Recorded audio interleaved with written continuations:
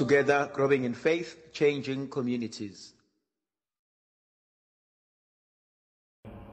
Makadunyiswe uJesu Kristo. Namhlanje ithandwa zami ngifisa ukuba sibuke indaba yomphostoli Pawuli bebhalela ibandla labaseKorinte isahluko seshumi nambili ivesi lesikhombisa kuze kube ivesi leshumi. Siphinde sibuke ivangeli likaMarkus isahluko sesithupha ivesi yokuqala kuze kube ivesi yesithupha. Uthi uJesu evangelini uba ehamba evakashela umuzi wakwabo kunento engithintayo. Wathi ehamba evakashela ekhaya nabafundi bakhe bamlandela. Ngiyababuka mhlawumbe abafundi baya kubo kaJesu for the first time. Bathi Nkosi, sesihlale nawe sonke lesi sikhathi sicela ukuyobona ekhaya.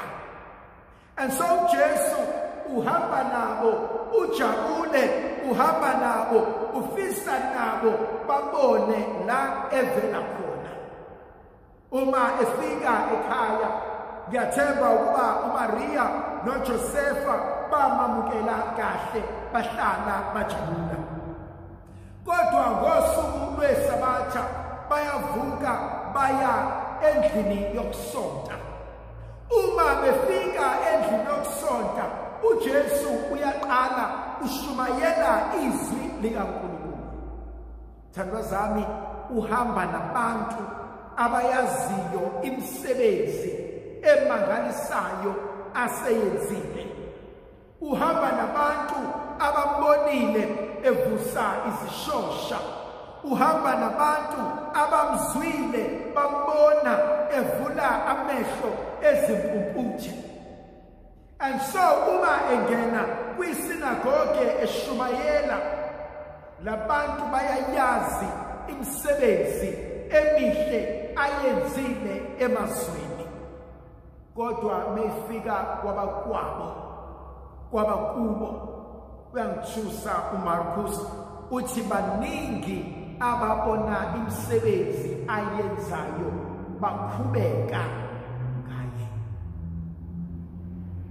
Kunabantu abazobona wenza imisebenzi emihle. Kunabantu abazobona usimama.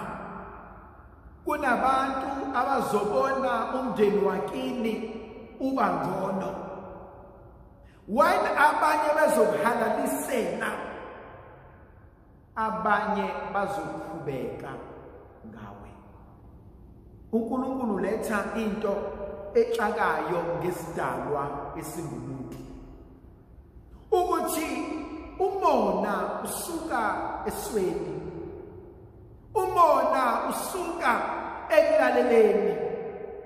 Omunye umuntu ukhutshwa ukuthi kungani wena zonke izinto zakho zikuhambela kahle. Omunye umuntu ukhutshwa ukuthi kungani wena uphumelela. Inkinga ithandwa zami, iningi labantu eliphumelelayo aligijimi liyotshela abantu libaxoxela ngokuxakeka kwabo. Sibona izinto seziphumelele, asizazi uma besazama, asizazi uma besaqhwada, asizazi uma besahluleka, ngoba sisuke singekho ekuhlulekeni kwabo. Bayazama bahluleke, bazame bahluleke, kodwa banento eyodwa engqondweni, abasoze bayeka bengaphumelelanga.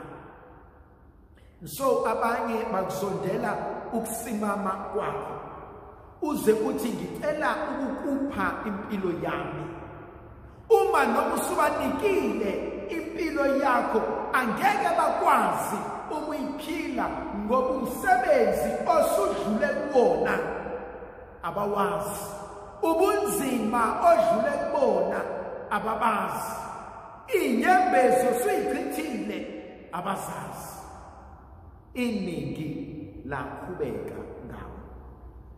Okunye okungithintayo kuleli ningi eliqhubekayo, abantu akhule nabo, ongenzeka abantu azalwe nabo, ongenzeka abantu ahlale nabo.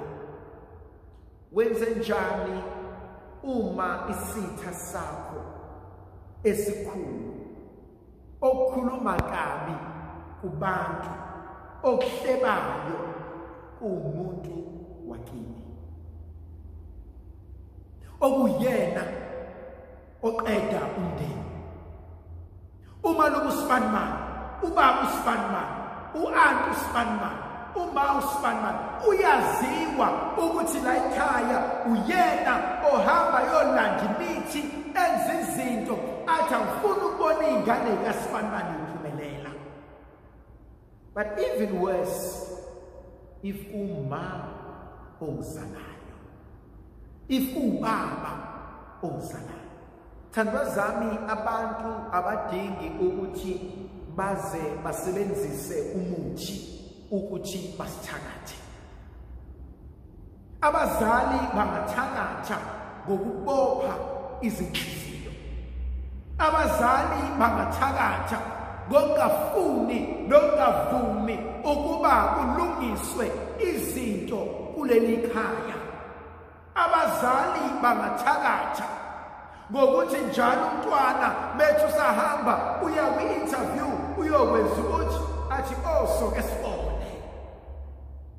Wenze njani mawukuthi impumelelo yakho incike ekutheni la ohleli khona nala odinga khona usizo yibona abangafuni uqhubekele phambili.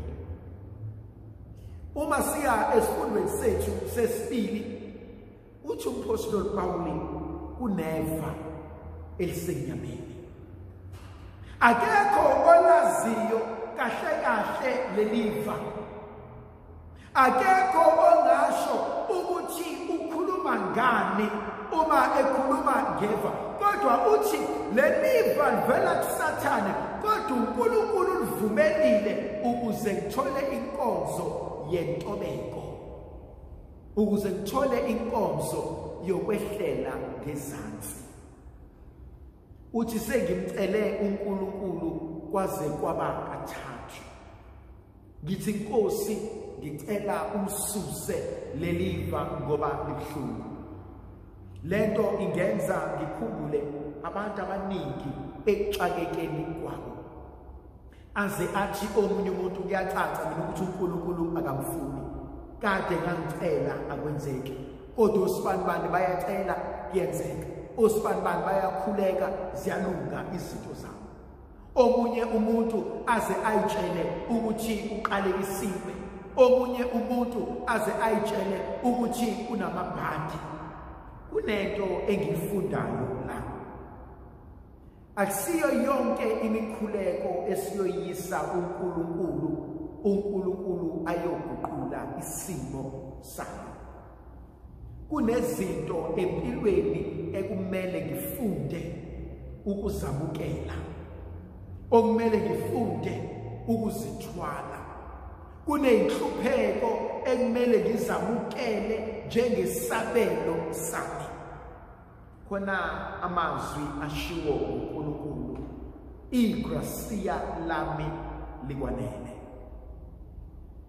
Angidingi ukuba ngishintshe isimo sakho, kodwa yazi wena ukuthi kulokhu obhekene nakho, kulesabelo osusitholile, awuhlezi wedwa, kodwa igracia lami lihlezi nawe.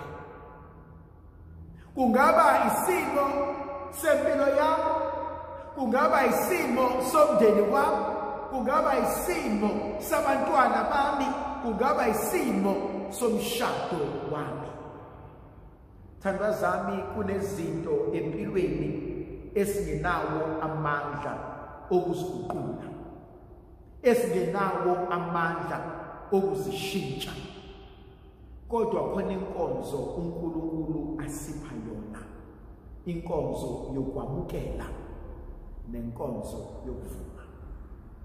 Ayikho into edlula ukwamukela. Ukwamukela isimo ukuthi akukho kunye engakwenza. Lokhu vele sekuyisabelo engiphila naso, engiphila ngaphansi kwaso.